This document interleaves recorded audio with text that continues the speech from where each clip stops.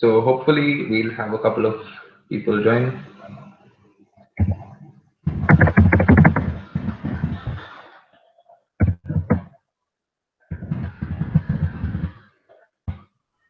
Might be a couple minutes delay. Also, I have to figure out how I should edit this thing. Edit what? Okay, so we have a viewer. So there's somebody who's watching. I think it's Mayank because he was messaging. Um, I'm gonna check the chat. Cool. So we'll start maybe after a couple more people join. I think we have 6 viewers now. Yeah. I think at about 10, Yeah, 10. where we'll start. Yeah. You Poke, how much time do you have? Me? Yeah. Today I don't think there's any game. So we'll like one half an hour, 1 hour. Cool. That sounds good. Sounds good. So we'll keep it. Yeah. I think half an hour to 45 minutes should be good, and if Yeah. we get a good conversation going, we can keep going.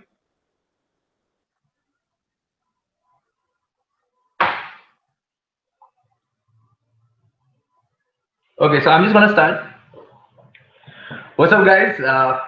This is the Poker Rajas podcast. My name is Richard, and here we're going to talk with the biggest and brightest in the poker scene. Uh, our first guest today is Abhineet Jain. He goes by Pokemon13. He plays the biggest cash games in India. He's a PLO crusher, and he's been winning tournaments left, right, and center. He also crushes online satellites and goes all across the world. Let's join him in this conversation. Thanks, Abhineet. How are you doing? Thank you. How are you? I'm good. And thank you for having me Ah, here. that's awesome, man. That's awesome. I had to ask you to give us a 30-second intro, just in case we have viewers who might not know poker or might not know you, which is surprising. But could you give us like a quick intro, like a 30-second intro? Yeah, okay. So my name is Abhineet Jain. I started playing poker in year 2013. I'm a management graduate from XLRI. I graduated in the same year, 2013, with a operations degree.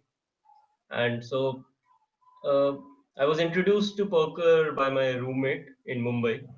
So during the training period, we were staying. There was a bunch of us who was staying in a hotel, and one fine night we had nothing to do, and they all decided to play poker.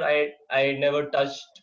I heard about poker a lot in my college. My friends used to play, but before that, I never touched the cards. Like I used to play as a child. I used to play a lot of card games, but never poker. So that day he taught me to play Hold'em, uh, which most of us start with. And So wait a second. You're saying till 2013 you never played poker. You never touched the cards. You don't know what poker is. no, That's hard to believe. That's hard to believe because it's only 3 years back, and you're playing 1,000, 2,000 blinds. I mean, it's insane. yep. So okay, you can So keep going. Your friend yeah, introduced you to the game, so and then yeah, so I started like we were playing that day. We were playing Hold'em, um, and was just for fun. Then I somehow developed interest in the game, and he told me about Adda 52 that day. So he had an account. He used to play there, and as like most people, he used to lose a lot. So I think in about a week or so, I made an account in Adda 52 and started playing 1-2, I guess, Hold'em, 1-2 blinds. okay. So uh, yeah, again, as most of us, I used to lose. Like maybe I deposited 500 that day, and I lost it all first day itself. maybe one two I moved up to maybe 510, and I lost it. Then the next day I deposited 500 again, and this went on for I don't know, maybe a month, when I used to deposit in amounts like 500, 1,000 a day, So you basically. kept on playing. You kept on playing 1-2 Texas Hold'em Yeah, for. I mean Uh, maximum 510. okay, so Mostly I you used had. to play one two hold'em, and then Okay. sometimes when I used to lose, I used to move up to 510. So maybe in a month or so, I might have been down by, let's say, 60, 70K or so that time when I started. Oh, So yeah, wow. That added up really quick. That okay. Okay. So you lost. So in your first month, you started playing 1-2, depositing maybe 500 to 1,000, and you lost 70K. I mean Okay. easily, yeah. Because I had no idea. I mean, my friend just told me that this is poker. I had no idea. I just thought that, okay, I knew the basic rules, the hand strength and all, the basic chart I knew. And Okay. on the basis of that only, I used to play. Like maybe beginner's mistake I used to make, maybe I didn't. So in the beginning, I had a hard time maybe recalling the chart only. Like maybe Yeah, I didn't I mean, know. I can imagine for a man who hasn't played cards in his life, he's playing for the first time, and Yeah, he's just going directly to a table and playing against people who obviously might know what yeah, hand rankings probably. are. So probably that was a bad idea. But Yeah. I also want to ask you: was your friend a good poker player? Was he a winning poker player? No, I mean he was better than average because he was playing since 2 3 years then, so Okay, he was better than average. And but yeah, he used to lose a lot too. So okay, yeah, I deposited, kept on losing, again deposited, kept on losing. This went on for maybe a month or so. Um, then maybe I took a break for a while because we had to move from Mumbai to Pune. So in between, I stopped playing. Then we came back to Pune. Me and my friend. We were in the same company. So uh, in Pune again, there were a bunch of us who used to come to our place, and then we used to play poker at nights uh, using for real what money. stakes? But Yeah, you're playing like stakes five also ten. basically one to one to one to like Okay, okay, yeah, live also used to play one two. And there so in Pune was the first time when I won in the home game, okay. when few of us were playing. But again, I had no idea of poker till, I mean, up till that point. So yeah, So, I oh, again so I won. I started playing on Adda again. Maybe this time I moved up 5 10 10 20 hold'em. So the next month or so was kind of good because I didn't lose that much. So I thought I was getting better. So I kept moving up. And then again, the next month was maybe twice as bad as the previous one. so was there So any fundamental change you had brought to your game? Did you speak to someone? no, nothing. Just I was just playing without any studying and all.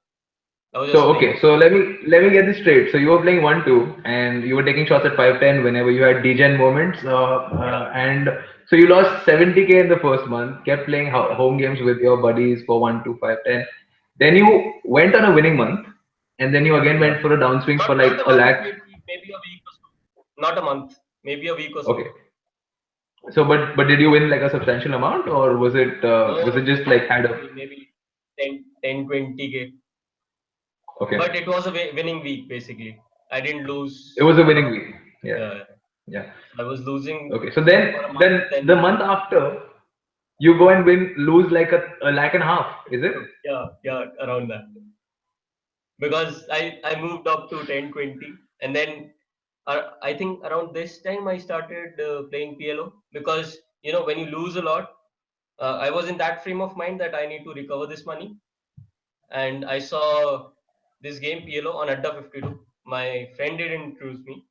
I just saw that tables were running, and I saw that the action in PLO was much higher, better than Hold'em. Like there were more pots, more bigger pots than Hold'em.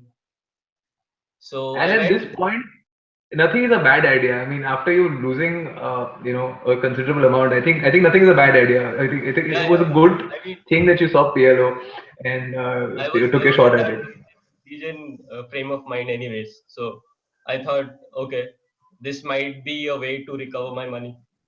So I started playing five, not even not even the lowest, maybe the second lowest stake, 5, 10, 10, 20. I started playing.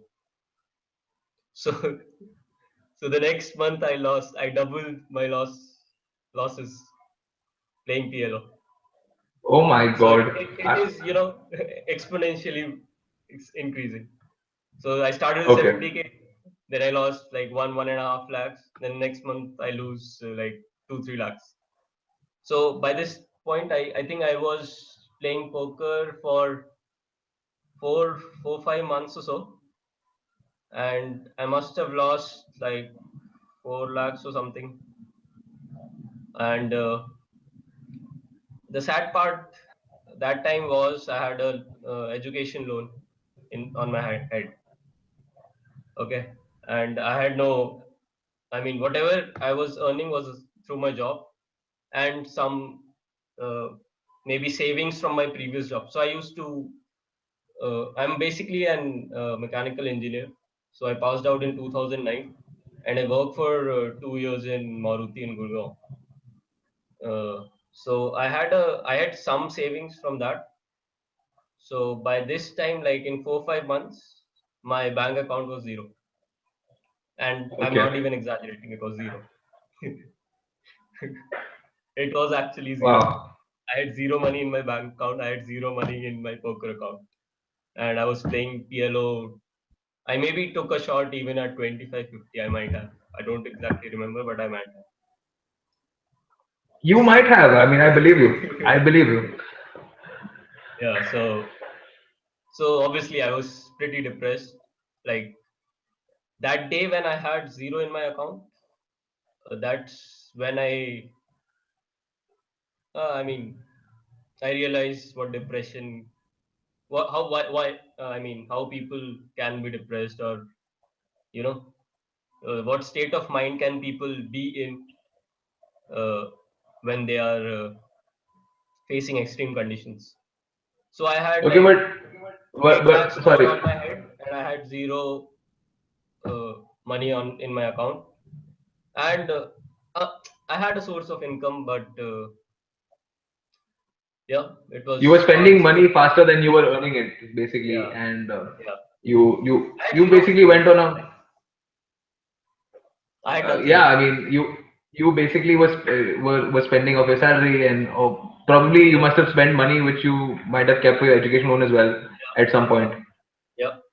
I exhausted all my savings. I Wow. had zero. So at this point, like I had no. Was there? I'm gonna No, no, stop no. you. I'm gonna stop you. I want to ask you this. Okay. Was there any time a point where you thought, that I'm just becoming, very degenerate about this, and I should stop playing poker? Was that a thought that ever crossed your mind? Obviously, like when I saw I my mean, bank account. I'm sure. I'm sure when you speak to people, your friends or somebody you're close with might have advised you that that you have a problem, you have a gambling problem, and you're going crazy. Has was anybody, first of all, stopped you in particular, and did stopping ever cross your mind, or like did you stop? What was going through your head? No, as I said, no. Like I had no money left in my account, so I was pretty depressed, and my roommate was constantly saying to me that you should stop, you need to stop. Uh, but I didn't. So at that point of time, I had no other option but to borrow money. So I took like 20K from my father, 20,000, and out of that 20, I deposited 10 in Adda again. But this time, I was maybe depressed for a week or so, where maybe 2 3 days I didn't go to work. I was at home, just doing nothing. Uh, but after that period, uh, like I took that money, but I didn't start playing. I spent the next month or so studying the game and not Hold'em, PLO. So this was the start of my, you know, sorry, uh, studying poker, taking poker seriously. So for 1 month, all I did was went to YouTube, Google, books, like whatever material I can find, I did, and then I studied for 1 month. Then I started at the lowest stakes of PLO. For 3 months, I played 5-10, not even blind higher than that. For 3 months, I didn't touch 10-20 at all. So for in 3 months, I made like 3 lakhs or so playing 5-10. Okay. This was after Okay. I took a break of 1 month and studied. So 3 months. So now I had like, okay. Now I realized, importance of studying. Like I used to think so. I never played poker in my college life because I used to think it's gambling. That time, Okay. my all my friends used to play, uh, but I had a different opinion, which was based on nothing, based on just Yeah. I mean, your perception, maybe. results weren't speaking very highly for I this can't hear situation. you. You can hear me now? It's very I low. I might have reduced. I might have reduced my mic volume. You can hear me now? Yeah, now it's clear. You can hear me. Okay. I had reduced the volume. I thought I was too loud. Yeah, yeah, Yeah. Sorry. Please go ahead. Yeah. yeah, yeah. So yeah, so 3 months I played, made some bankroll. Sorry. Uh, then I moved up. From there, I started playing 10-20 and 25-50. For the next 3 or 4 months, I played that and I cleared off all my debts. So yeah, never went Sorry. higher than What? 20. Sorry. What? You okay? You said you cleared your debts in what, 3 months? Yeah, total 5 6 months. That's what you said. 6 months. Yeah, Okay, so you're a man who doesn't know poker. You start playing poker, 1-2, you lose 70K, you have a week of maybe run good. Then you yeah, have a even worse downswing. You go zero, you borrow 10,000 from your dad, and in yeah, 6 months yeah. you clear all your debts. So that's about what, 4 lakhs? Debt was 8 lakhs. Oh my God, how do you do that? I really have to know. I mean, this is why you're the best. What games were you playing and what did you change? No, I told you. So 3 months I played 5-10, and the next 3 or 4 months, like maybe total of 6 months, I played 25-50 and 10-20. Only I changed nothing. I mean, I studied the game for 1 month. I took a break, and then it was just discipline, nothing else. Just discipline, plain discipline. I used to play in the morning only. So I was working. This is the most funny part. I was working and I used to play in office for maybe 2 3 hours in the morning, and then I used to come back, study whatever I can get uh, on YouTube. Mostly I used to watch videos back then. and maybe some articles here and there on Google. So this was my fixed schedule. I used to play for 2 3 hours in the morning, come back, study, maybe play some tournaments, but not much. Maybe once in a while, some free roll, mostly free rolls. So yeah, I made maybe a little bit of money here and there playing free rolls, where and all this time I was playing on Adda only. Uh, I don't think, yeah, nothing else. So in So around you six you months I you cleared. Yep. 6 months you clear about 8 lakhs of debt playing 10, Yeah. 20, 25, 50, learning the game. A lot of Yeah. lot of our viewers might want to know what were you watching. I mean, what was the content that you were looking at? What were you studying? Yeah. I started with YouTube. There is a Phil Galfond channel, Blue Fire Poker, and Dong Play. So I watched all the Dong Play videos, and And basically this was all all Phil Galfond material wherever and whenever I could find. And this okay. that And time I so sorry, you can go ahead. Sorry. so the Bible of PLO is supposed to be Jeff Wong, right? That time I wasn't. I don't think I even heard that name that time. Yeah, I only Jeff heard of Wong. Galfond, Jeff Wong. Yeah, Okay. Okay. I myself haven't heard of it, so you haven't heard of Jeff Wong? Okay, it's a I haven't. yeah. I'm ashamed of Yeah, myself, but I haven't. it's a book on it's a four volume book on PLO. There are 4 volumes of it. So that time I didn't uh, hear of Jeff Wong. Uh, I was purely watching Phil Galfond everywhere, like whatever I can find on the net. So that and yeah, Google maybe, whenever I had a doubt on something, I just used to Google. Like whenever you hear a term like that time, let's say you hear um, what's a reverse float, so you Google the term, then you get a bunch of articles on that, and that's how I used to study. Okay. I'm going to cut you short. So you went on this binge of studying where whatever you read, you used to just go and Yeah, Google it, get articles and get it. Only watching exclusively Phil Galfond material, and you kind of went on this winning streak, and you kind of won about 8 lakhs in 6 months, which is unbelievable. But yeah, you're Abhineet Jain, you can do it. Before we go further, I'm just going to give a few shout outs. For our viewers. We have Sean Jose, Shipra, Chintan Joshi, the Baba himself. We have Irshad Chaudhary, the Crusher. We also have Abhi and Amit Kumar. Amit Kumar asks, do you have any books for reference?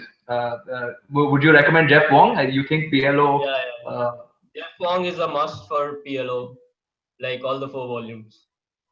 Maybe you can skip and the fourth volume, but the first 3 volumes, the big play strategy. but Like if you can understand that book, you are going to crush. I can give you in writing, you are going to crush Indian PLO games on any side.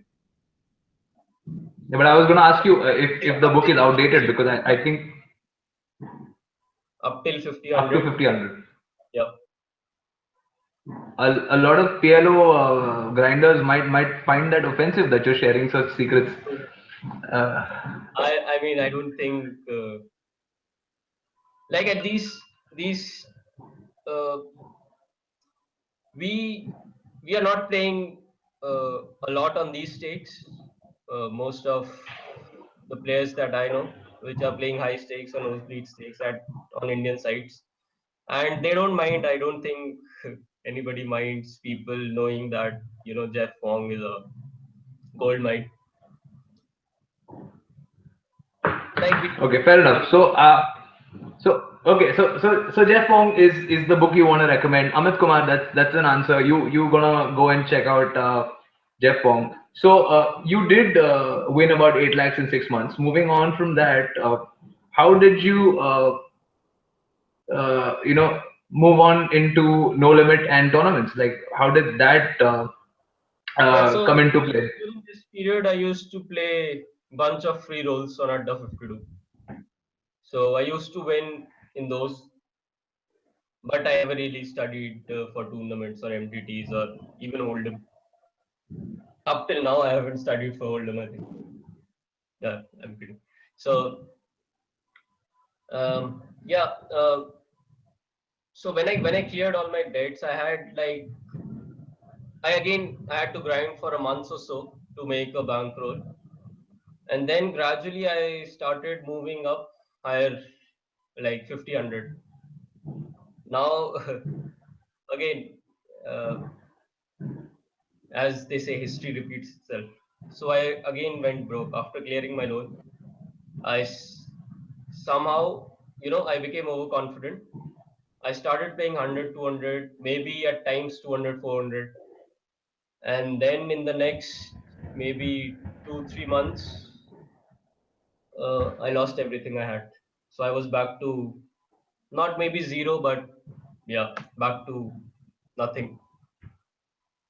So this time it was more painful than the last time, because um, I had put in effort, I'd put in a lot of time in that. Sure, I didn't have any debt, but my bank account was zero. And then I went into a state of depression or so for like a week. So Uh, all this while you were only playing on Adda. That was the only site you were playing at, yeah, and yeah, yeah, only man, Adda. how do you deal with that? I mean, I think if I come out of debt and I win a certain amount of money and then I lose it all back, I think I'll shoot myself.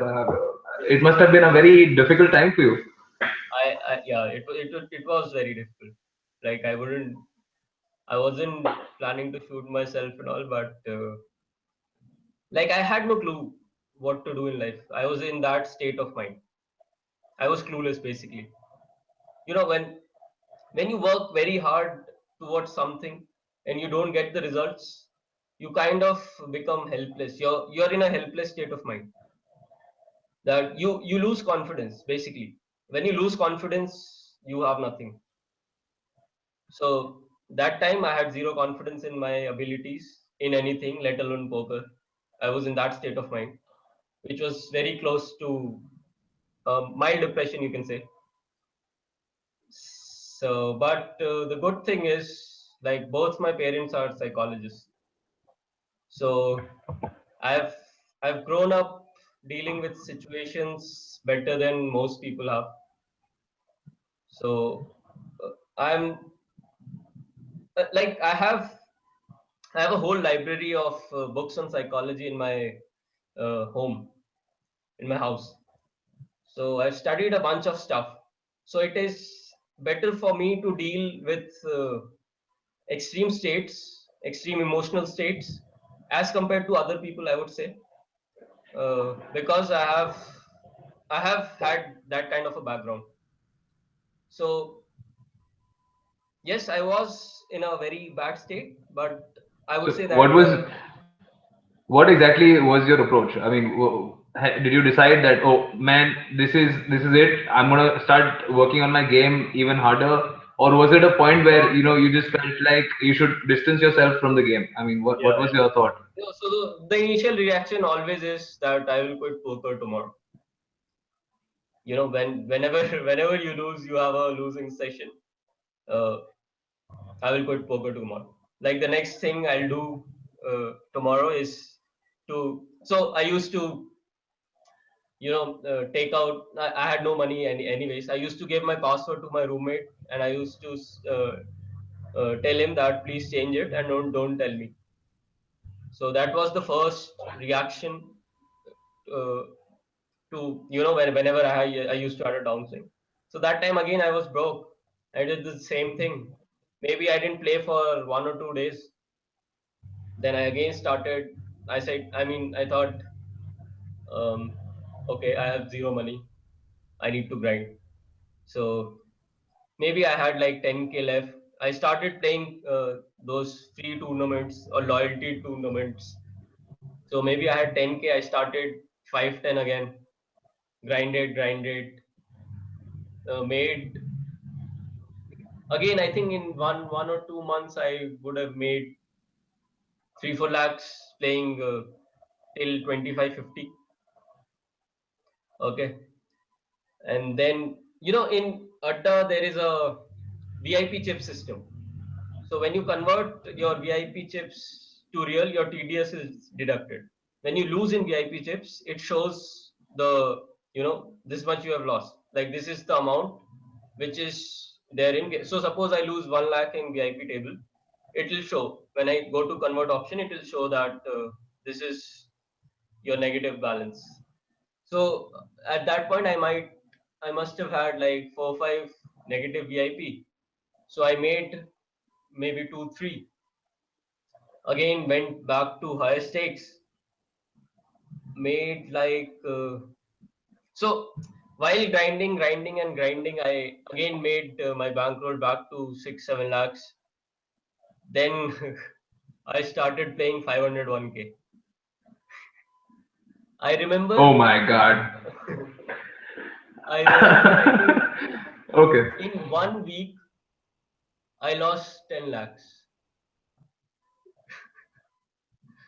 I lost 10 lakhs in 1 week playing Arjun Chadda 501k.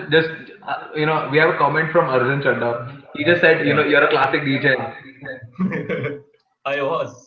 and that is exactly what you are. You were probably. Yeah. Yeah, I was. I'm getting a lot of echo. I think it's because of your speakers. You want to reduce the volume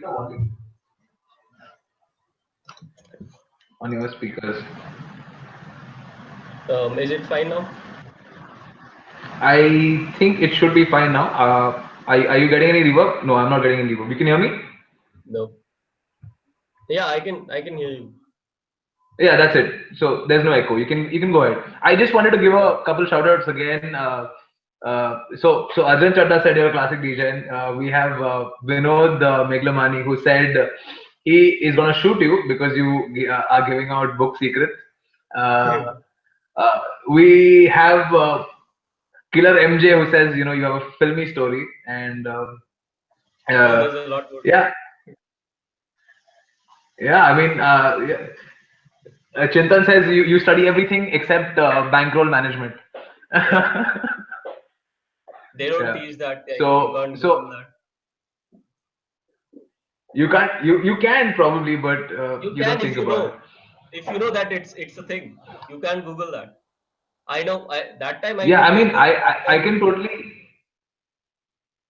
get Yep. where you're coming from. Like you were completely isolated from like the poker circuit or like the poker Yeah, yeah, yeah.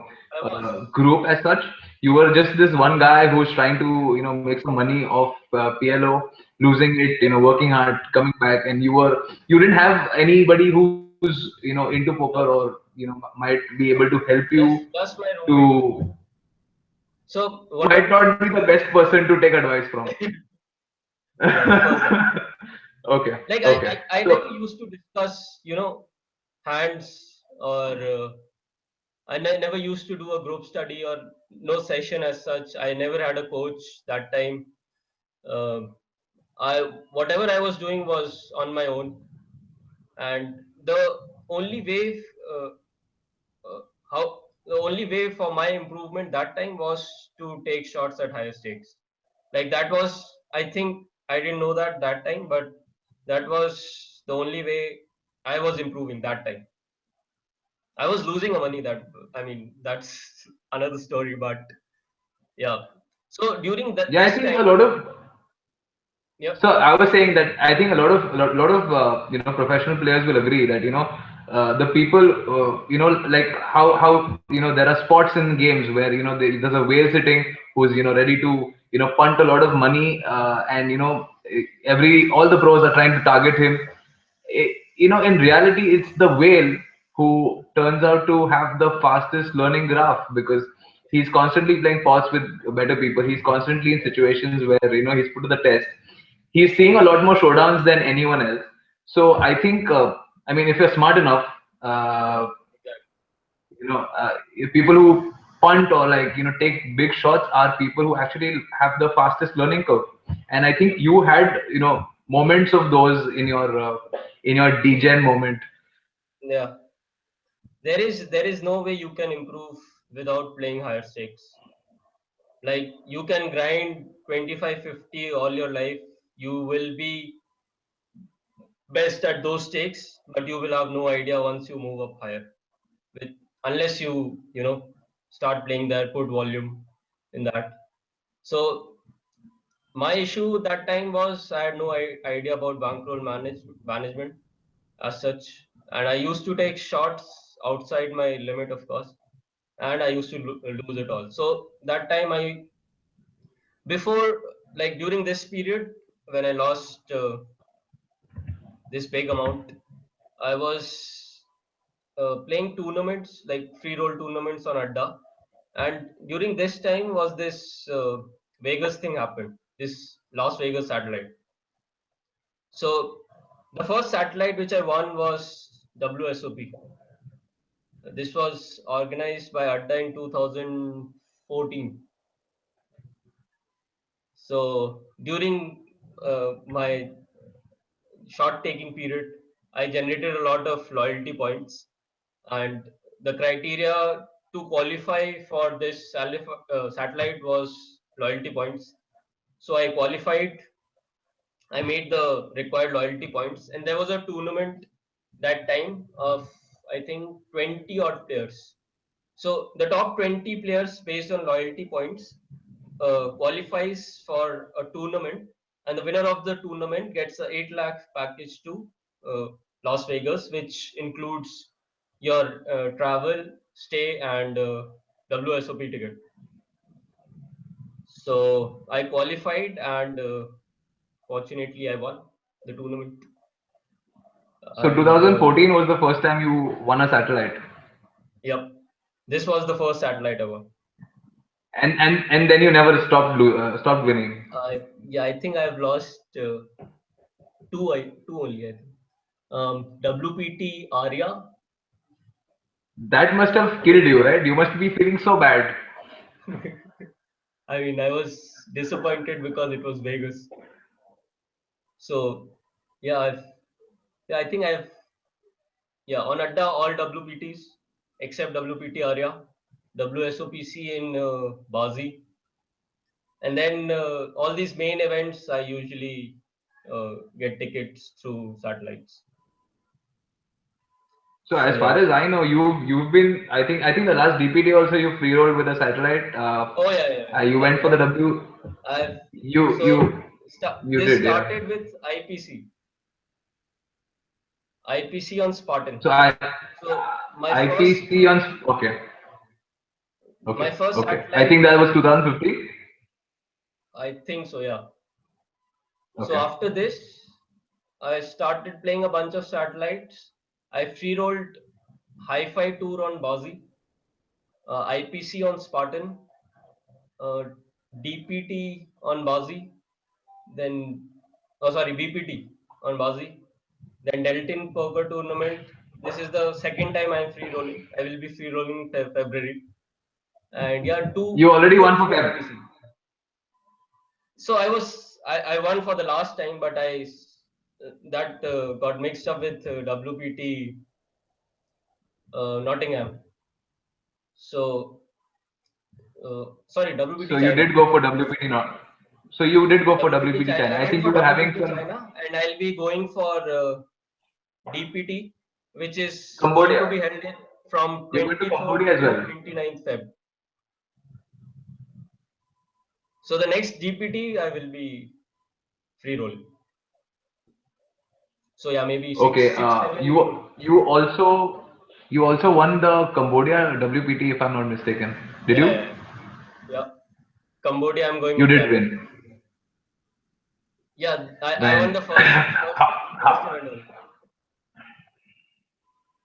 Yeah, so probably people should play satellites when you're at a tournament. You're probably traveling. That's the best time to play satellites.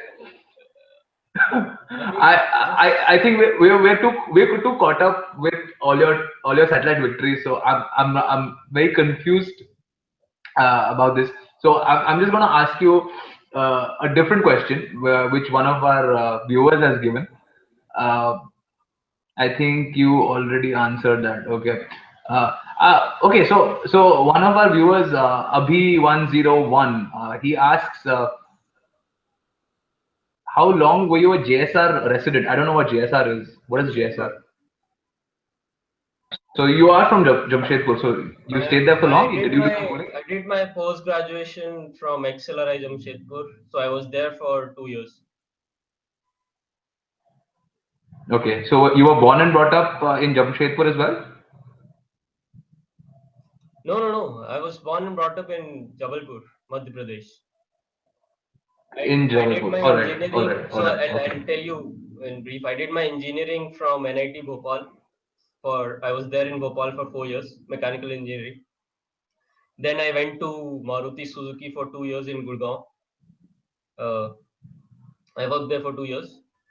Then I did my post graduation from XLI Jamshedpur in operations. Then I came back to, yeah. I'm in Pune since then, since 2013, and September So 2013. you still working at where are you working?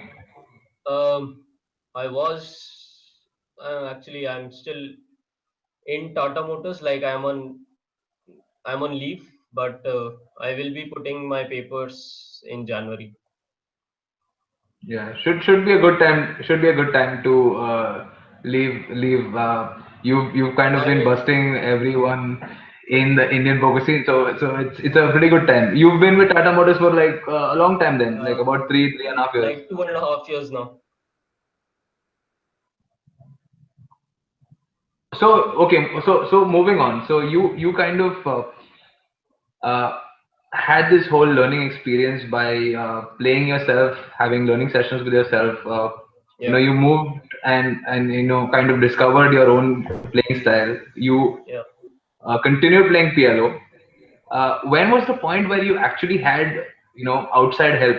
And I'm sure there was a point in your career which gave you some sort of direction, some sort of focus. Yeah, yeah, yeah. What was that Yeah, time and so who was that person? Like, like one for the first maybe let's say 1.5 years. So it's been like almost 3 years now playing poker.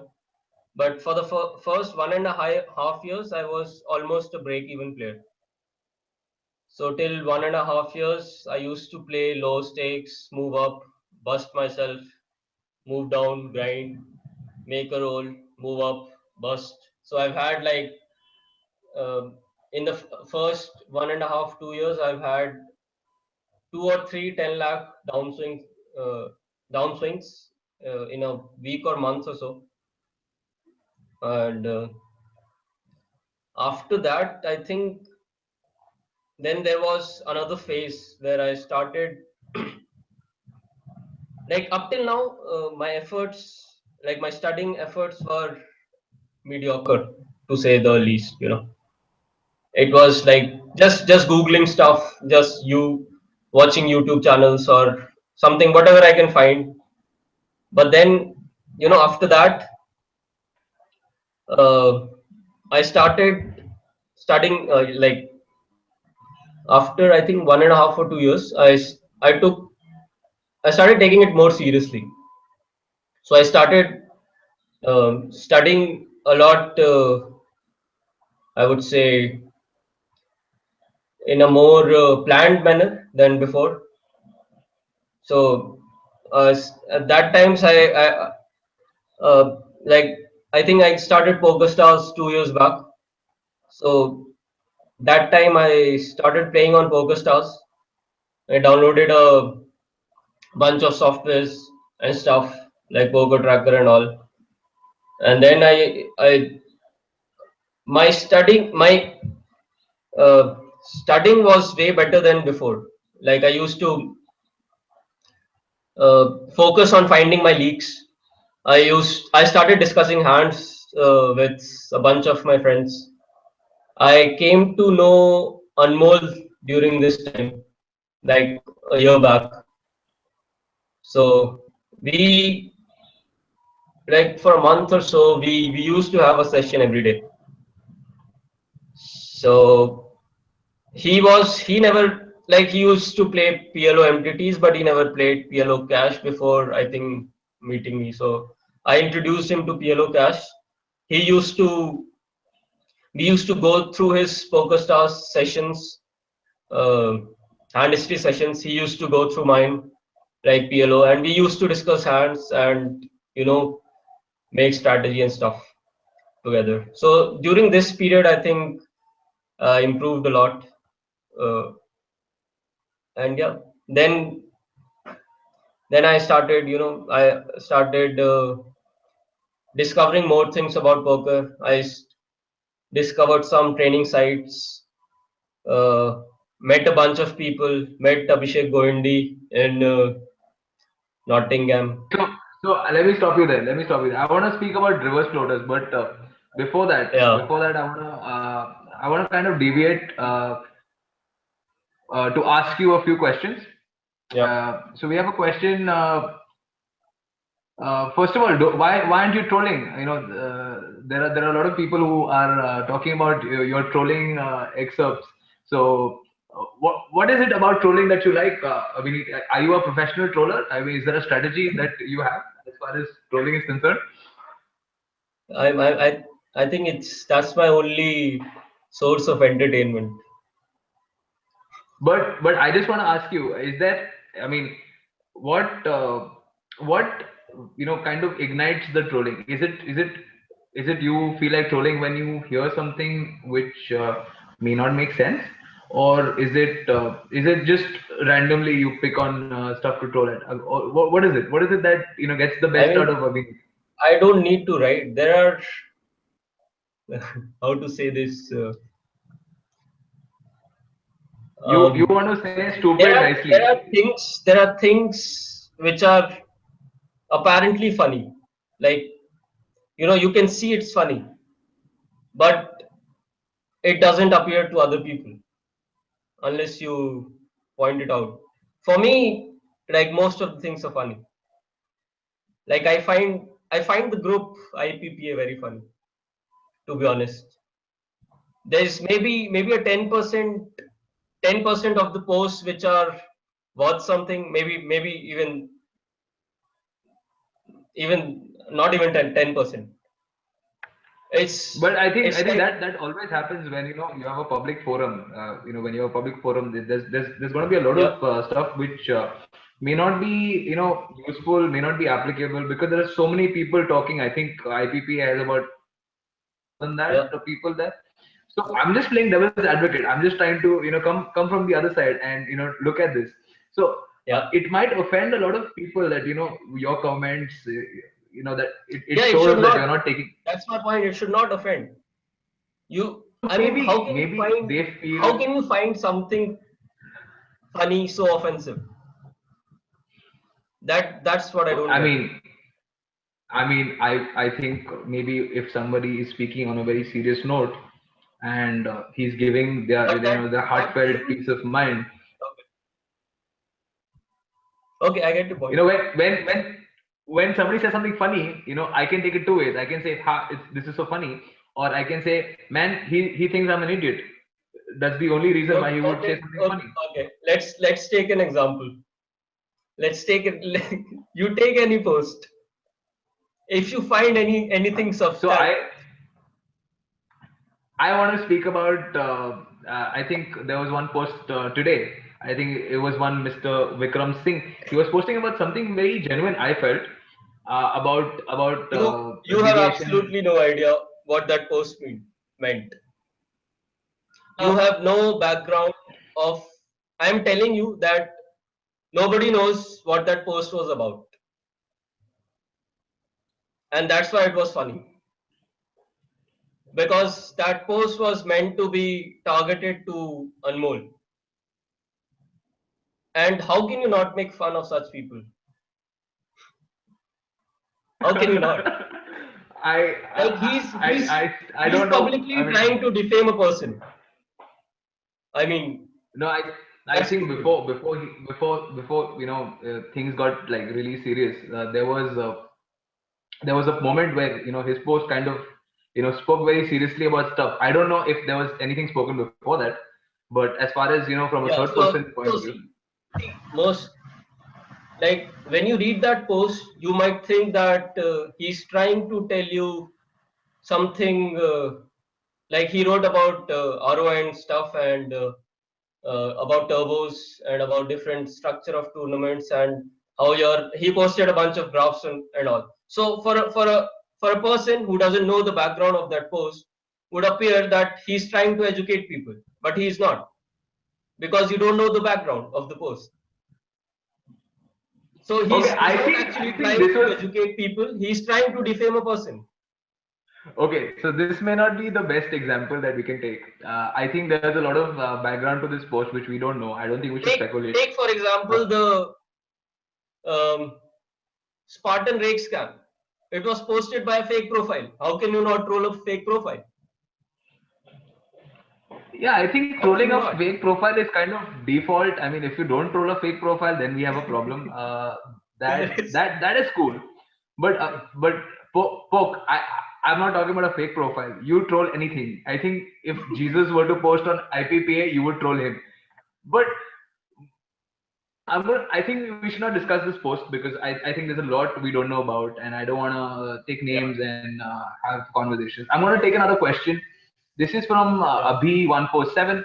This is, what suggestion would you give to new players who are starting PLO or even Hold'em but go on tilt? I see uh, a lot of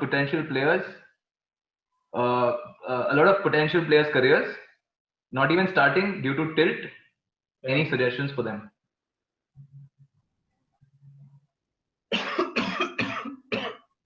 Sorry.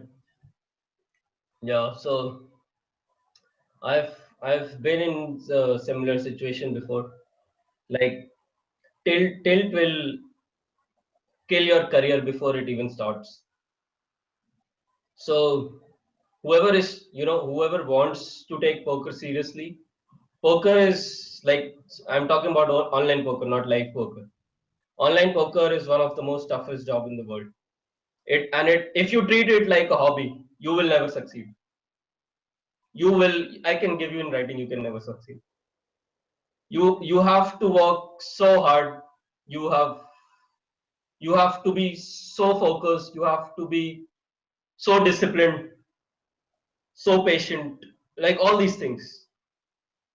And even if one is missing, you can't win. There is no way you can win. Like you might be the luckiest person in the world, then maybe one out of, let's say, 1 lakh might be that guy who can win without having these qualities. But for a normal average person, you need to have all these skills. Like there So a lot is of the, the importance of soft skill is so underrated in poker that I can't even begin to tell you. So patience, uh, then you need to be disciplined, you need to be focused.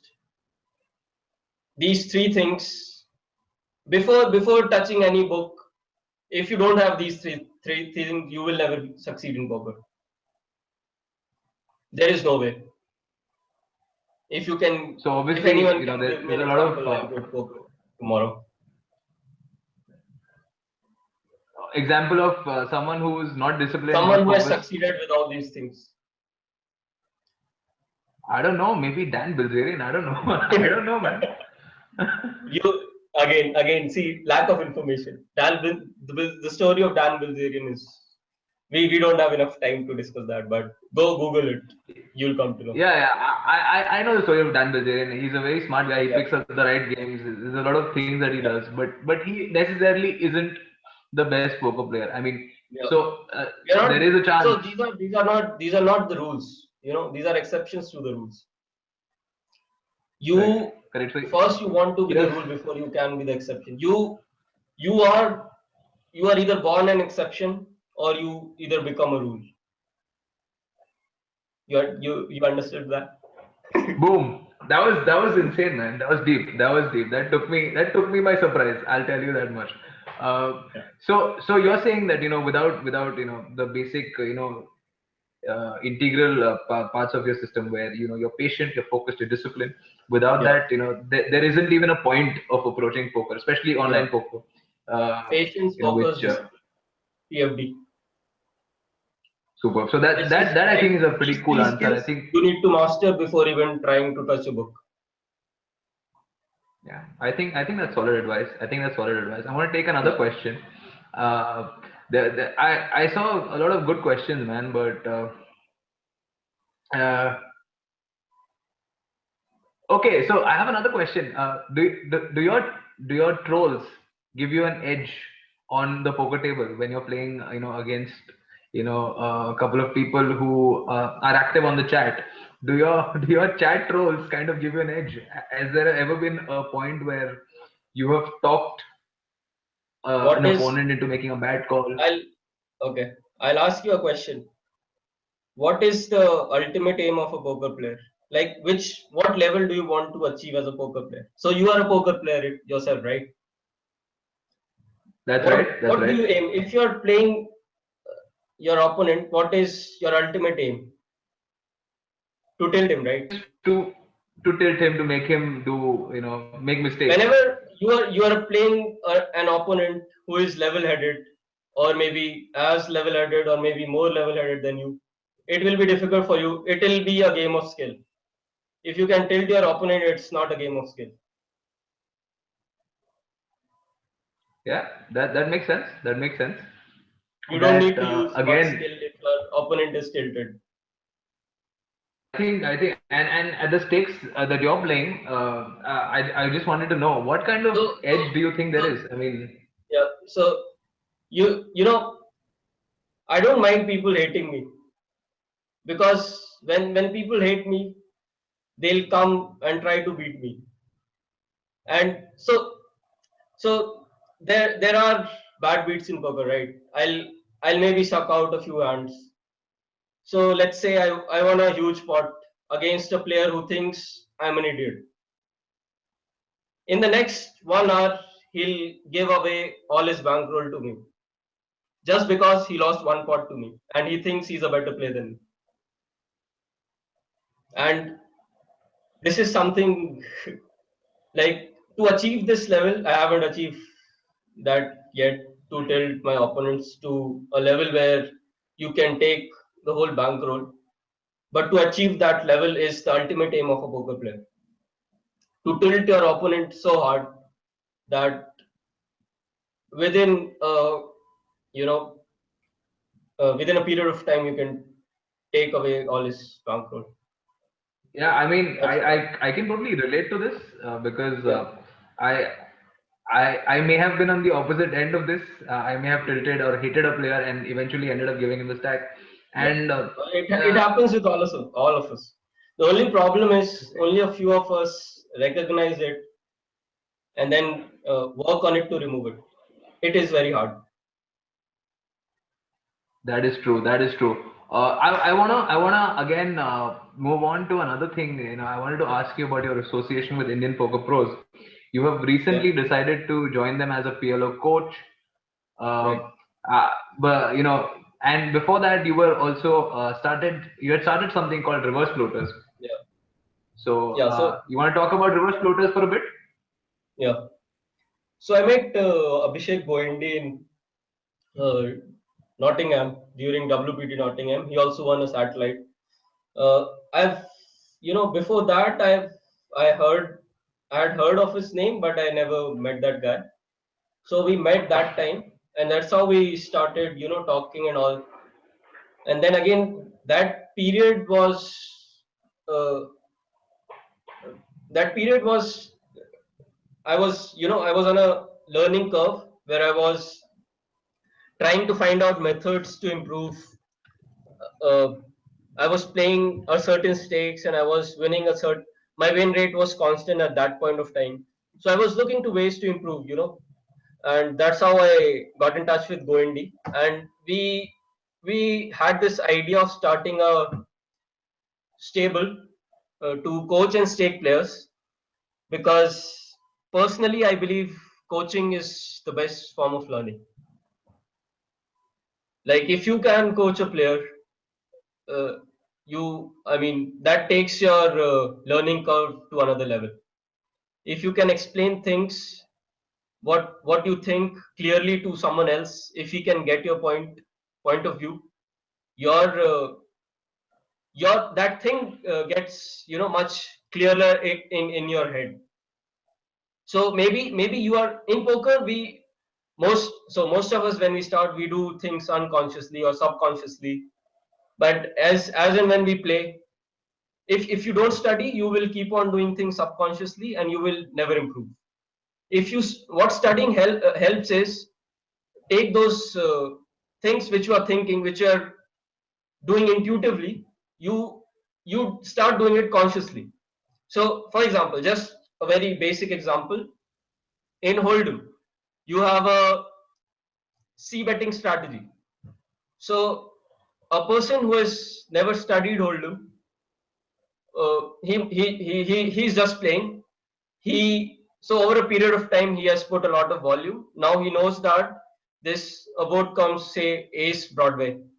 So he'll see bet or not, depending on his past experience. But when you put work into that, you know, into poker, like when you actually study through maybe pure solver or something, that this is your EV of c betting, this is a c betting strategy you are using. Maybe you are using a bet size of 1/3 to 1/6. What is the EV of that strategy which you are using? So all those things, when you study, you start doing that consciously. So anyway, so that's how we got into coaching. We started reverse floaters with 6 students. um, I think it went for 2 weeks max, and it was like, it was not a loss making venture, but we both were very busy. I was busy playing. I was working that back then, and he was busy with his site. So we eventually dropped it, and then I got in touch with Anup, and So you we basically hired got about to six talk, players. and then I joined IPP as a PLO No, coach. one sec. So you basically started a site. You started a staking a stable, and you Yeah, had six students, yeah, we had and six. I think we started with six. I think four, five. We continued with for 2, 3 weeks, maybe max a month or so, and we started off pretty well actually. They both, like, all of them started off in profit, but eventually, I think it was a break-even proposition. so what was your selection criteria? Did you select a certain amount of No, certain type of people, no, like people who had a no. There was no selection. Like we posted on IPPA, and we made a FB page. We got some 50 applications or so, and then we went through all the applications. Like, we knew some of them personally, and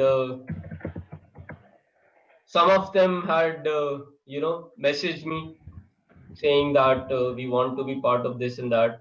So we talked to them. We shortlisted like 15 profiles, and we talked to all of them, and then we decided on these 6 players based on what we could gather from that conversation, and that's how we started. So how did you kind of meet Anup? Was it Anup, a time where Anup again, I met in Nottingham itself. Anup, Goindi, both of them I met in Nottingham. so Anup also was one of the players who Yeah, was Sad at Guy. WPT. Yep. Superb. So so Anup approaches you, and then you just Yep. take it up. Yep. I mean, Superb. I had a good experience in reverse floaters, but the main issue is management. To run a stable, you need solid management. Like, as a poker player and a coach, the maximum I can do is coach. I cannot handle the operations. So in reverse floaters, we did not have a manager. to handle the, and IPP is already established, so there I didn't need to do anything but to coach. So I Okay, joined so IPP. tell me about IPP. I mean, how's your experience been?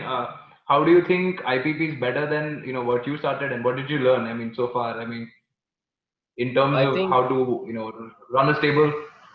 Yeah, go ahead.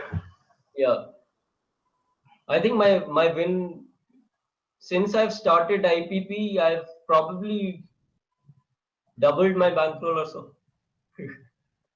uh, So just so kidding. is there So a is there a is there a premium that Anup yeah, gets? I mean, how does this so work? IPP, this is one of the best platform a poker player can hope for. Like if I had such a platform when I started, I would have killed anyone to be in IPP.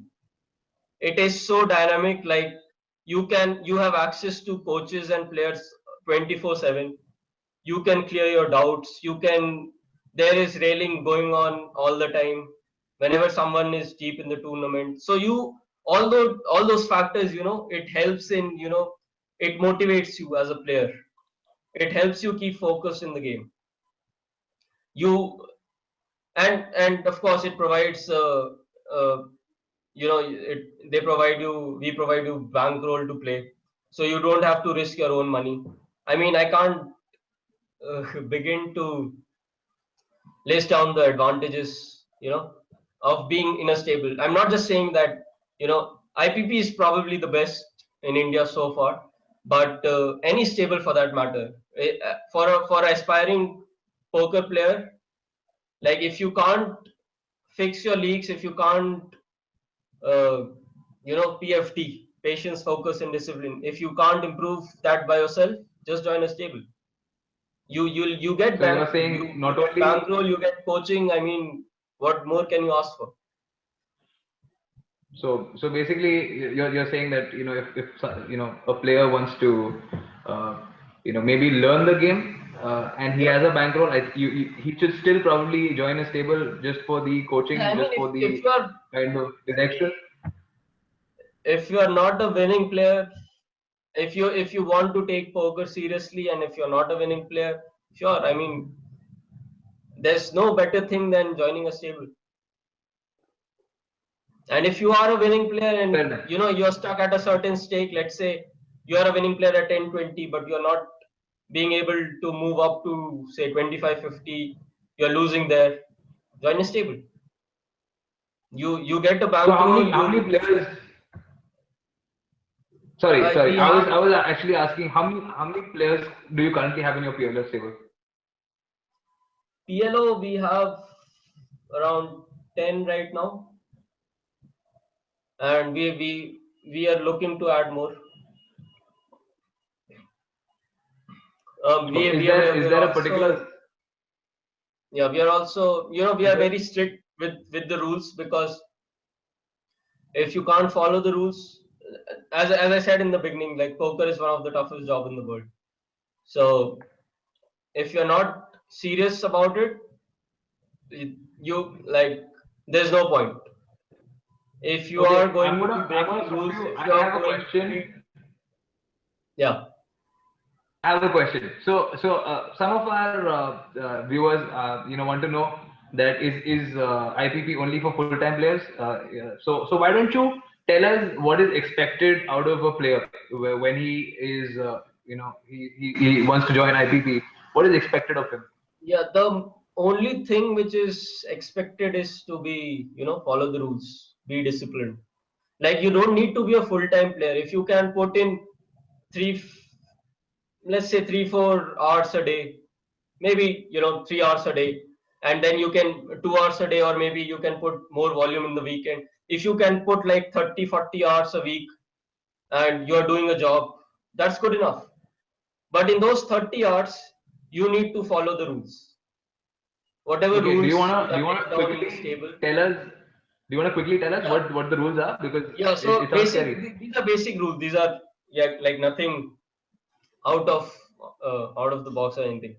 Basic rules, like you can't play beyond the stakes which we have staked you for. let's say we are staking you for 10-20. If you start playing 25-50, then it's a breach of rule. And we take all the rules very seriously. So if we are staking you for 10-20, you are supposed to play 10-20, not above that. You're not supposed to play heads up. You're supposed to put like minimum hours which we have laid down in a week. So what is So the average these are number of some of the, hours? Is it different? yeah, minimum Is it number of different hours. for everyone?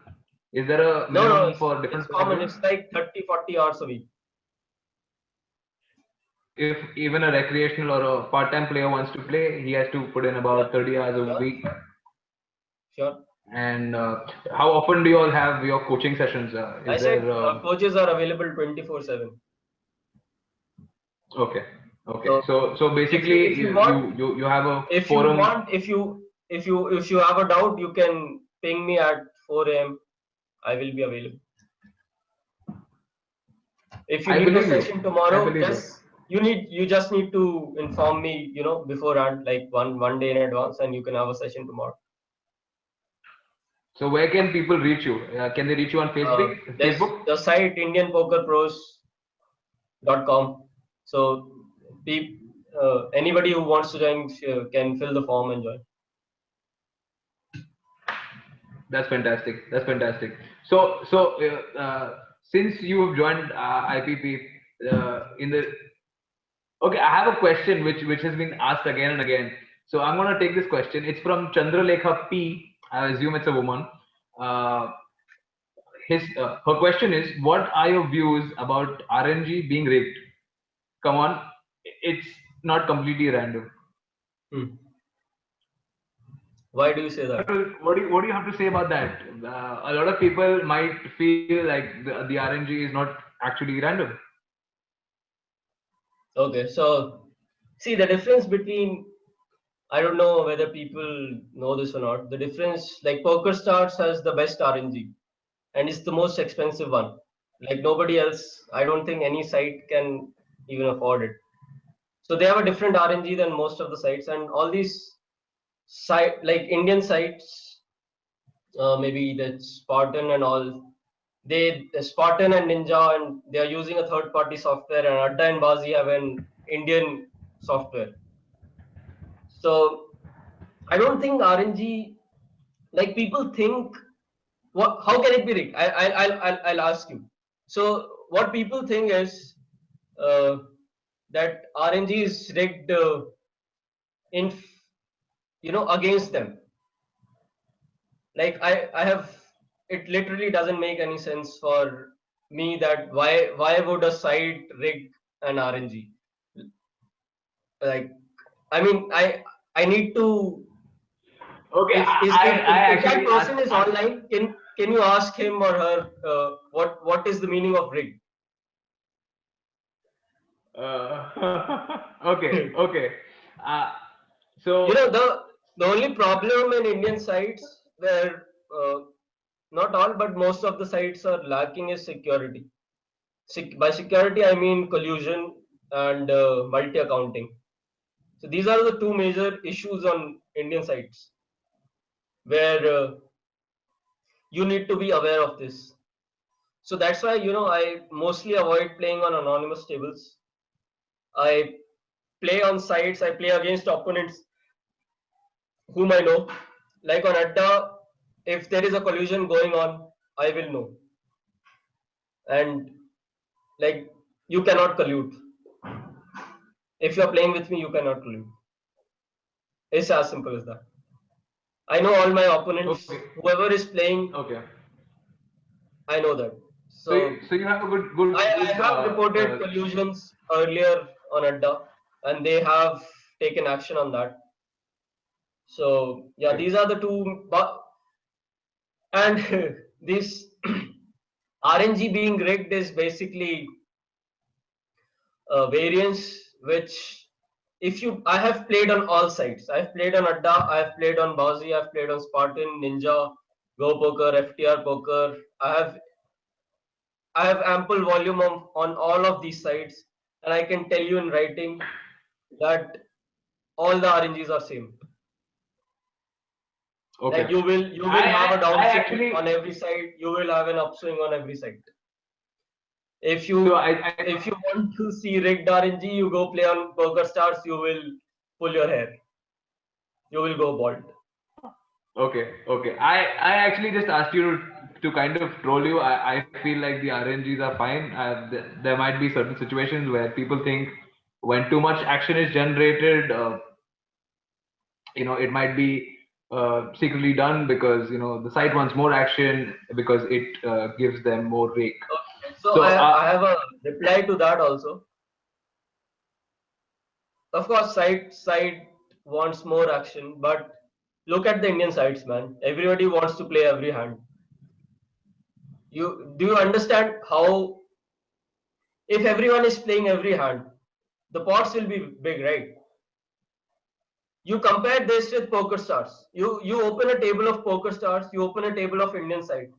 You okay, don't open a table. You just go to the stats of Spartan poker, see the average pot, and see average players per hand, and compare that with poker stars, and then tell me that site is rigged. Those sites are not making the pots huge. You yourself are making pots huge okay, by playing differently. I'm gonna quickly interrupt you because I don't want to waste any more time on the RNG because Yeah. I don't think you can do much about it even if it's rigged. Exactly. Assuming that some of our viewers might have a perspective which is different than us. So Yeah. I want to ask you one other thing. A lot of people think Adda Pro. Are you an Adda 52 Pro? Not at all. Okay, but there is a common misconception Yeah, this is, which I even think I had it's for been almost more than a year where people think that I'm Adda 52 Pro, but I'm not yet. Hopefully in the future. But do you know why people think that way? I mean, is it because of certain thing? Is it because you play so much on Adda, or is Um, it because yeah, I think because maybe I'm the only one in India who supports Adda 52 apart from their pros. Because if you talk to the poker community, 99.9% of them hate Adda 52, right? but you still put in a lot of volume on Adda 52. Yeah, they'll play there and they'll still hate it. So obviously, So people I who mean, don't play, they'll I hate it. I But people who I play, they'll criticize. I mean, sure, I they have their shortcomings. Their support system is the support staff is not good. Um, like there are a lot of mistakes that they do. They might not respond to you in time, but it's where the action is. It's where the 1K 2K table run. Yeah, Have you seen? I personally have very mixed reactions about Adda. I think Adda it's got a lot of traffic. I think that's great for anyone who plays online. But at the same time, the multi-tabling. A lot of people have this opinion about the fact that when you're multi-tabling, it becomes difficult. Do you play Yeah. tables and how many tables do you play on Adda? You can only play maximum five. I play four at a time, and then I play on other sides. So at max, I because of all these different softwares, at max I play like six tables at a time, not more than that. Not more than that. Do you recommend people to play Not at less all. tables or Like if you are a beginner, you shouldn't be playing more than two tables. The sole okay, objective okay, should be on learning, man. When you are starting, fair enough, fair enough. volume is important, but uh, so getting better is a hard, difficult job. You need to put in volume as also you need to find out your leaks and improve. So you need to balance between volume and good play. So because both are Okay, so important, it's finding a it's league a and balancing, putting in volume. it's So about for I finding the think optimal level two of. tables should be enough for that. I also wanted to talk about your tournament success. You've been winning a lot of tournaments besides satellites.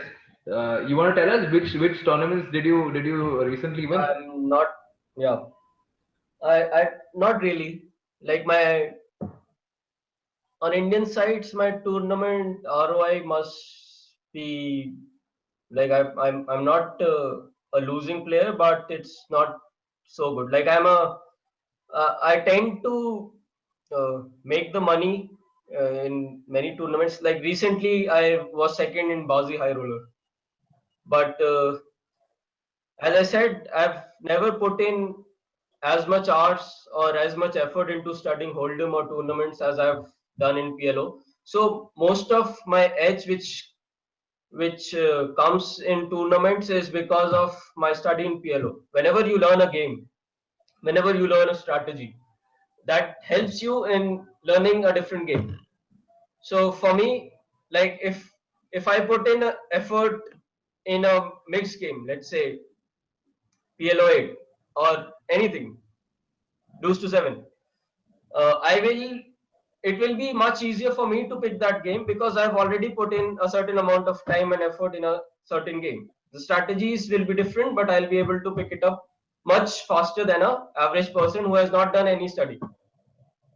So since last 2 or 3 months, I've actually started putting work into tournaments, not hold'em, only tournaments, because as you might be seeing, there's a lot of money right now in tournaments. There's IOPC coming up in January. There's a Spartan Millionaire happening every month. So there is enough value in tournaments which has forced me to take out those arts from my PLO study to put it into MTT study. So, what is your day like? How many hours do you spend playing? How many I hours do you spend studying? Like, what's your schedule? so I play like now it's been 1 month since I left. Not left, I'm on leave from my job. So last week or so, I've been playing like maybe 8 hours a day. I don't study every day. Monday I don't play. Like I try not to play. Monday is one day which I have dedicated for studying. So my major source of study is training sites right now and hand history reviews with whoever I can get, whoever is free available that time. So yeah, that these two are like my major sources of study. And I play Superb, rest superb. of the time. Like week, I play like 8 hours. Sometimes, you know, when I even now it happens very less frequently. But when I'm in the DGen mode, I can play like I don't know, 36 hours straight. That's insane. So you already told us about your DGen downswings. Yeah. I wanted to know what was your biggest win? Was there a particular session where you won the maximum, and how much was it? Biggest win. Biggest Um, win, biggest session. I uh, like there have been many. So the stakes which I play, like six digit variance is very normal for me per day daily. So the biggest sessions for me are like uh, close to 7 digits, and these sessions, yeah, close to 7 digits. It has happened. It doesn't Is happen like very frequently because the games uh, don't run those high stakes games don't run so often. But like it has happened a session. By a session I mean like maybe a 12-hour session. So at the end of 12 hours, I'm up like seven figures. So that has Seven happened like figures. maybe, That's a lot of money. That's like, so you're saying you won a 10 lakh plus score in one session. yeah, it happened Do you like, remember yeah, last your 2 weeks biggest sport? back only. I was like, this was my hottest run on all sites ever. I was playing on Ninja, I Okay, was playing on Bazi, I was playing on Adda, and I think in 2 3 days, like I don't want to quote the figure, but yeah, it was in seven figures. fair enough. Fair enough. Do you want to tell us what's your biggest spot? What's the biggest spot have you won? Do you remember the Biggest hand? I mean, part, um, six. I mean, we Actually, haven't spoken about a hand, so I would love if yeah, you yeah. remember an interesting hand which we Vinod, can talk Vinod about. will kill me for this, but yeah, it was a pre-flop all-in, and it was like two weeks before only. I was just running hot everywhere, so it was mathematically incorrect on my part. I mean, okay, so I'll tell you the hand. I had like queen eight five six single or double suited on small blind, and it was a 250 500 game on Bazi, and uh, I think it was six max table, and everyone had like minimum 200. Sorry, yeah, around 200K. So I was in the small blind. A player raises from cutoff. I re-raised him from small blind with queen eight five six. Don't go into too much detail in this. The big blind guy four bets. Okay, so raise, three bet, four bet. The initial raiser goes all in. I mean, five bets. So now the thing to consider here is these two ranges are pretty clear by now.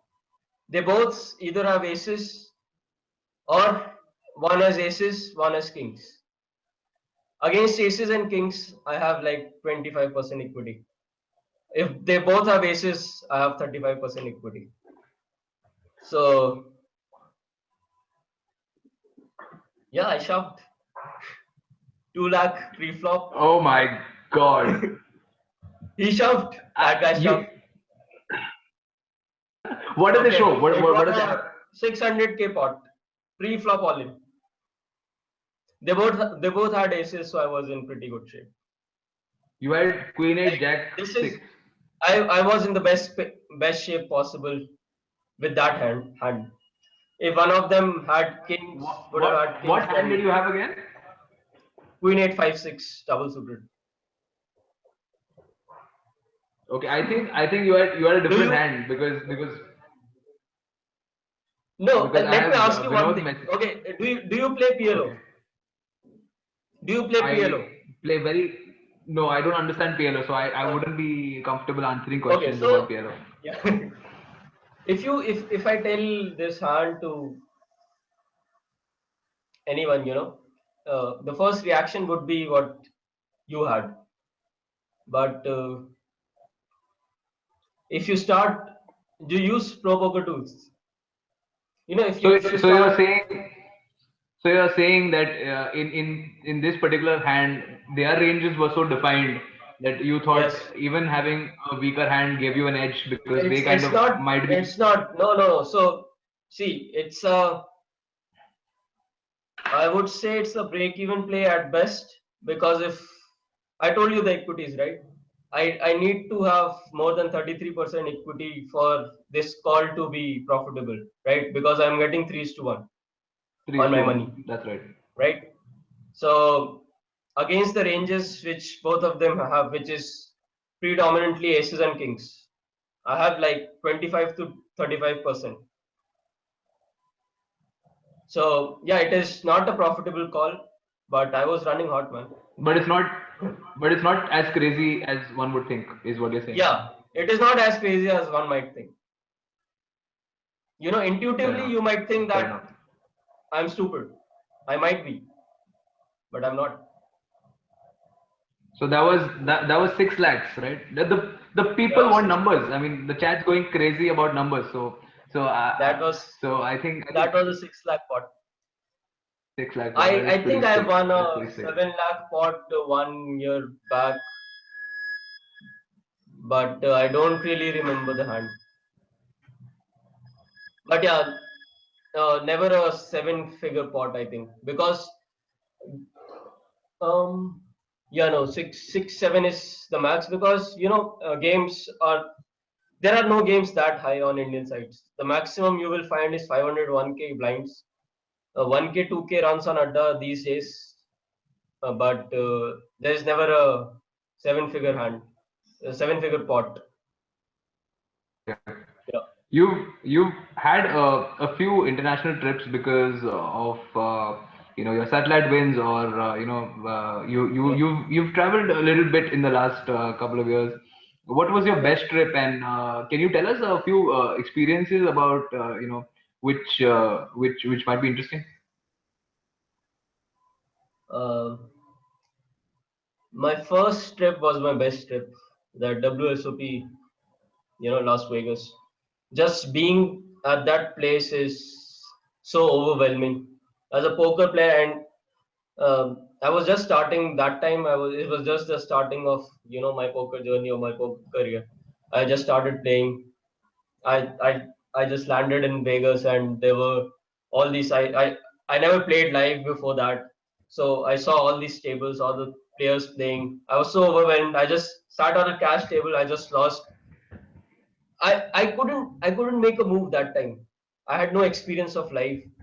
I was just so overwhelmed with things that moment of time that I sat at a poker table. I lost my first bind. I sat again. I lost my second bind. Then I went to PLO table, recovered all. Then I never played on those tables again. But overall, Vegas is a place which I think every poker player dreams of going and should go. It's aspire of going. And WSOP is one tournament which everyone aspires to play and of course win. So A yeah, lot of players, when they visit casinos, obviously in India, I mean, Goa might only be the only casino which is accessible to us.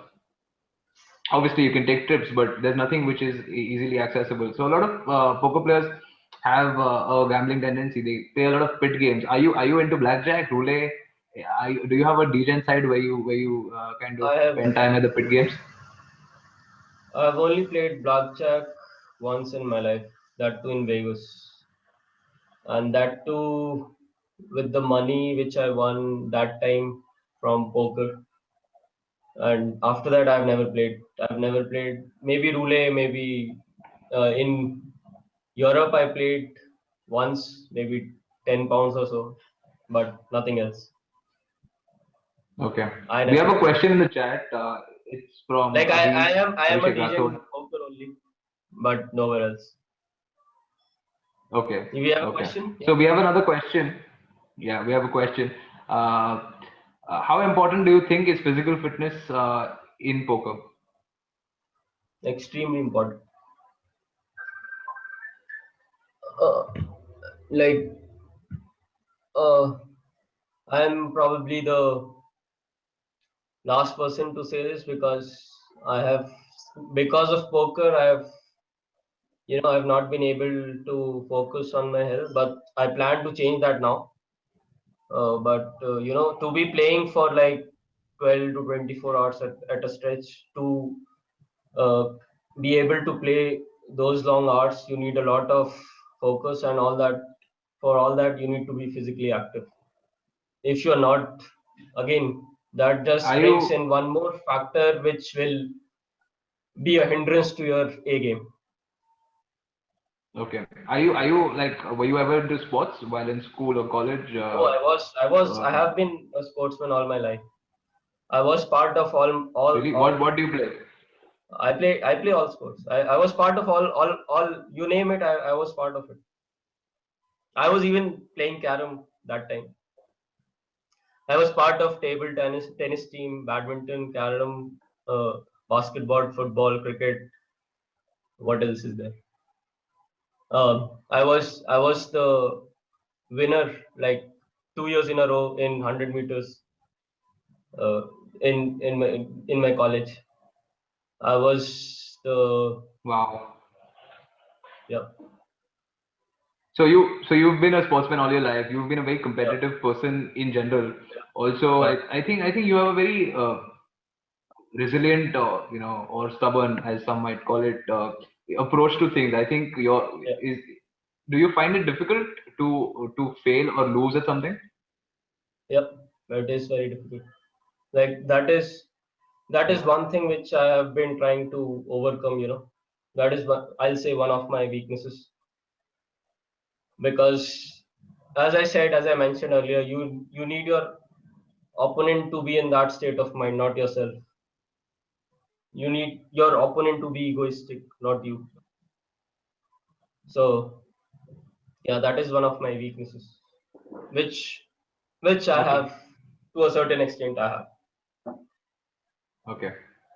So I want to ask you this question, which is my own question. I wanted to ask you, who do you think are your top five in Indian poker players?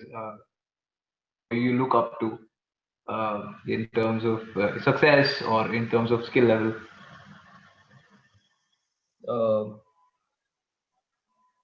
okay, this is a tough question, but I'll try to name a few which are coming on the top of my mind. So I like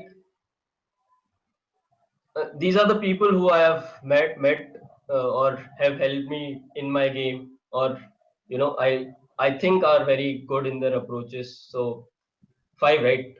Anmol, Abhishek Rathod, Sahil Agarwal, Abhishek Goindi, and Sabi. Fantastic, fantastic. That I think that's a very good pick. And also, I wanted to ask you, what do you feel about? I mean, we also have a lot of women who have started playing poker. Of course, Yep, there are only a handful who have made it in the spotlight where we all know about them. What yep. what do you think is your view on it, and who do you think is the best woman poker player in your opinion? In India, Yeah, in India. I think we have only two, right? Muskan and Nikita. Are there I any? think we have few more. I We think we have have a few few more. more. Uh, I wouldn't know. I, I I don't want know. to give a I want to give a shout out to Dragon Lady Maria Kirloskar. Oh She's yeah, yeah. gonna come Sorry, on. sorry, Maria. Yeah, Yeah, that was really yeah. bad. She's gonna come on our podcast very soon. And We the worst part is she's from Pune, so it's uh yeah, yeah, three. All are good No, you now. can just name yeah, all are good. You Okay, want me to okay. name the Then best out of three? Do you think no, I can will you? do it? Do you want to? Do you want Do you think I will? to? Fantastic, fantastic. I think it's great that a lot of women are playing poker. I mean, Yeah. oh, and I'm very excited to have Maria on the show. Actually, I think women are more capable mentally to play, or what's the correct word? Uh, uh, they they are, They have a better mindset. yeah, to play poker. Yeah, They can you think be so? better poker players than men if they want to be, but there are unfortunately less, because I don't know, because in India we can imagine why, but overall also in the world there are the women poker players are lesser as compared to men, but I think they have a better mindset to they can be better poker players than men, because of two three very very simple reasons, like women are less egoistic than men. Women are more calm, composed, have better patience than men. all these soft skills I which we mean, don't have, they have. yeah, I guess there are more than one ways that Yeah. women are more superior than men And just as I as you said, told that me. soft skills are way more, important and relevant to be a Absolutely, successful poker player. absolutely, absolutely.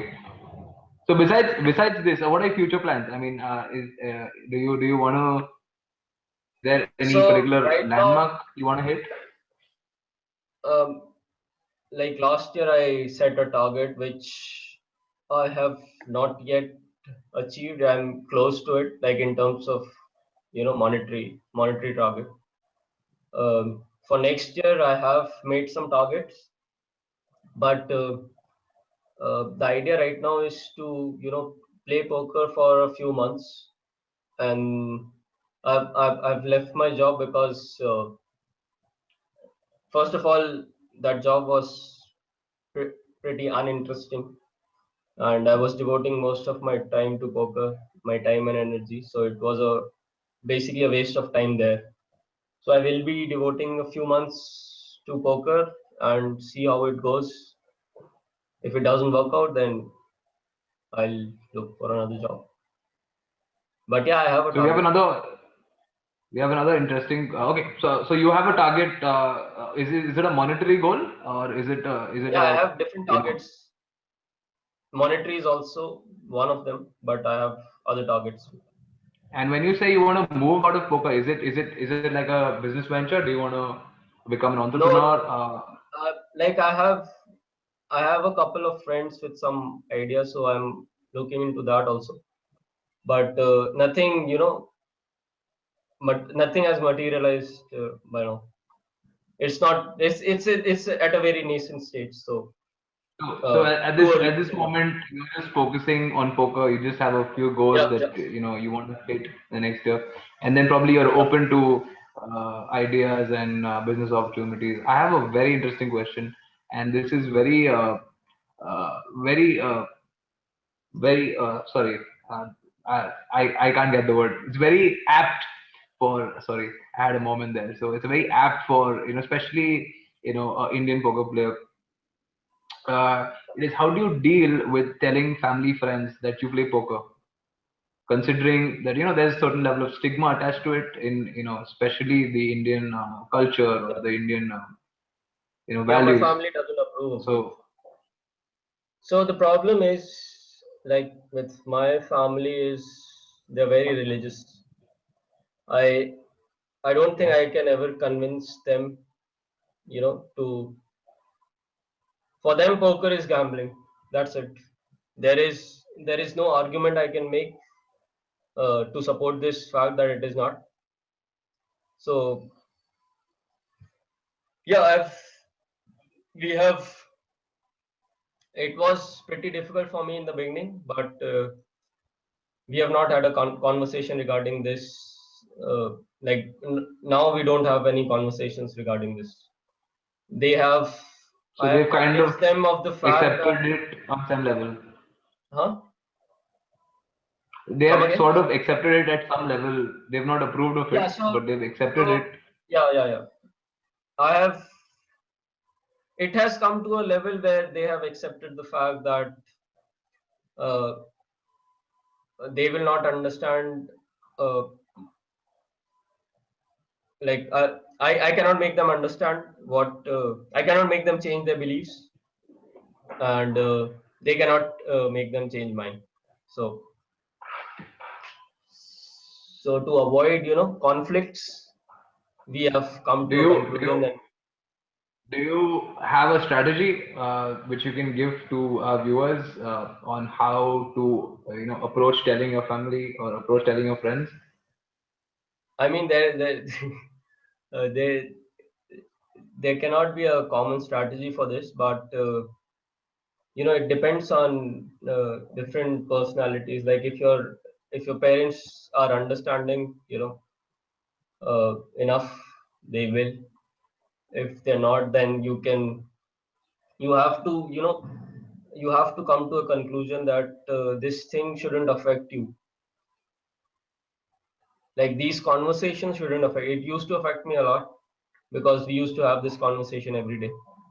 So you need to find a way out to stop that conversation at least. Come to a conclusion, maybe, Fair enough. whatever. Fair enough. You get my I point, think right? I think it's get what you're saying, and it definitely does vary from person to person on what level Yeah, that their parents thinking or understanding what poker is. yeah. I wanted to also ask you. So you're currently single, married, dating, Tinder. What's your status? I'm currently single. Are there any prospects on the horizon, or is poker your wife for now? Uh, like poker is my not first, yeah, but right now only love. I used so yeah. This is actually poker because of poker. Maybe uh, my relationship didn't work out, the last one. But I was so into poker that time that I didn't care. But it was wrong on my part. So now I advise people. People need to balance everything, because that time I was in a degen mode, so I was doing everything wrong.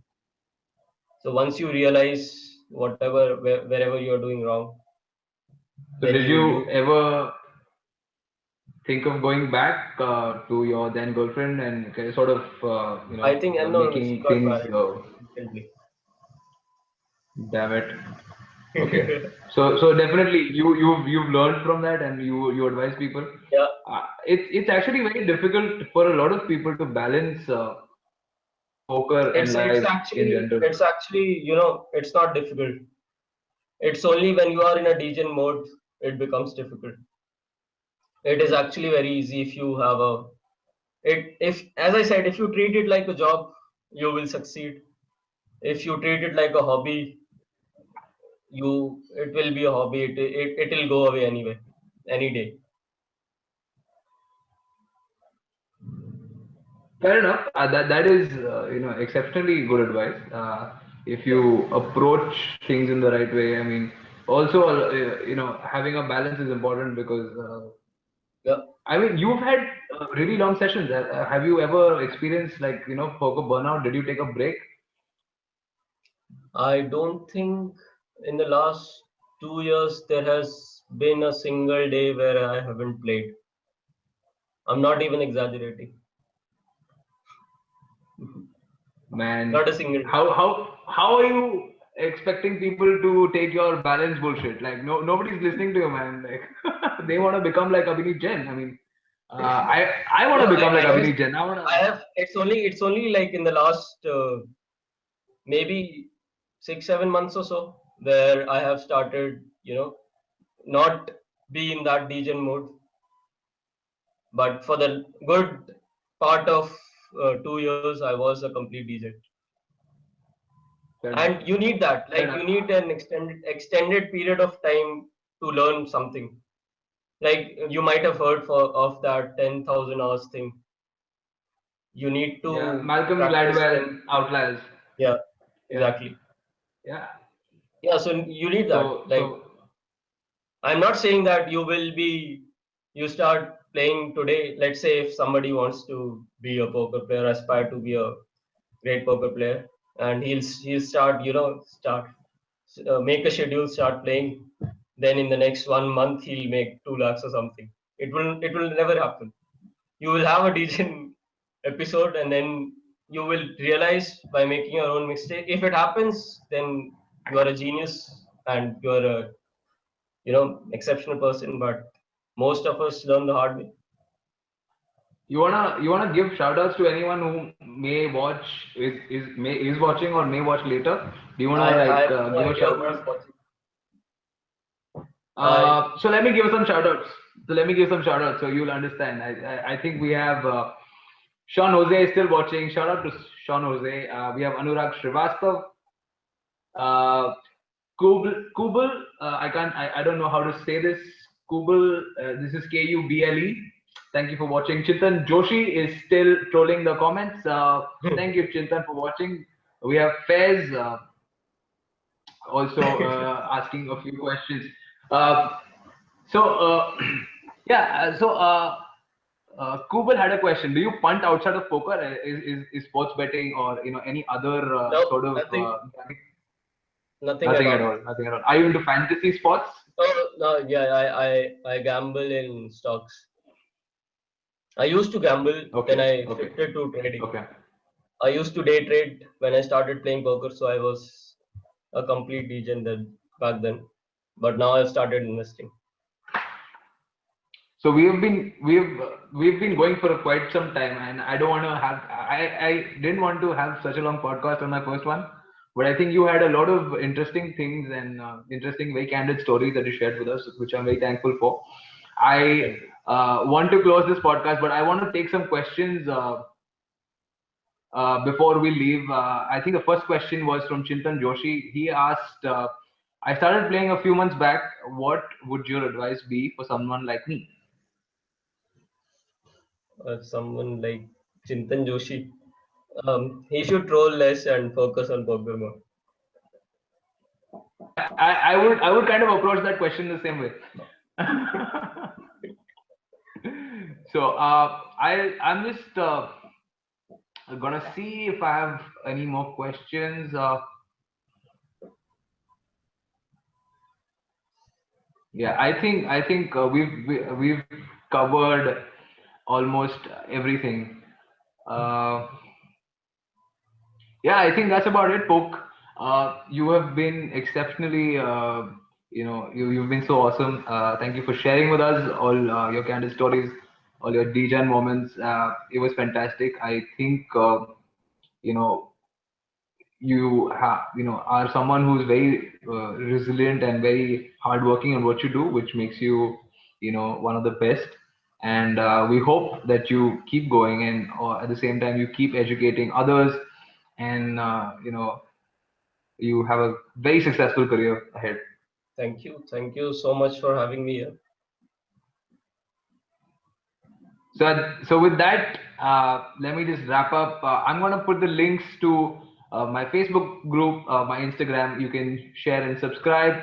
I'm gonna keep updating you guys for more episodes. We have, like I said, Maria Kirloskar, who might join us depending on how busy she is. We also might have Anup Palod from Indian Poker Pros very soon to discuss his degen moments. He has quite a few, and so yeah, exciting stuff to come. Thank you so much for watching, people who've tuned in and watched for almost I think a good part of 2 hours. So it was a good one, and thanks, Abhineet. Thank you. Signing off. Take care.